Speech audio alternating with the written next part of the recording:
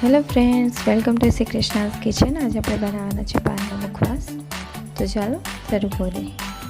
પહેલાં આપણે બાઉલ લઈ લીધો છે, એમાં લચ્છા સોપારી લીધી છે 1 ચમચી, ત્યારબાદ ગુલકંદ લીધું છે. આપણે બધી વસ્તુ 1 ચમચી ઉમેરીએ છીએ. ત્યાર પછી ધાણા દાળ, વરિયાળી, એના પછી આપણે ખારેકના ટુકડા લઈ લીધા છે. તૂટી ફૂટી લઈ લીધી છે 1 ચમચી.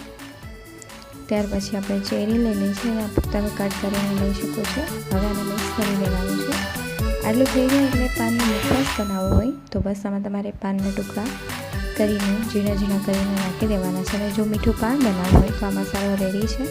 તમારે પાન લેવાનું છે, એની ડાળી કટ કરી આવી રીતે ગોળ પાન વાળી લેવાનું છે. અત્યારે કલકત્તી પાન લેવું છે મેં, અને નાગરવેલનું પાન, કોઈ પણ બનારસી પાન લઈ શકો છો. અને પછી એમાં આ મસાલો ભરી ટૂથપીકની મદદથી હવે આપણે સીલ કરી લઈશું અને ચેરીથી ગાર્નિશ કરી લઈશું.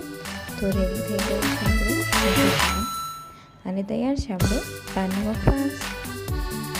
Thank you.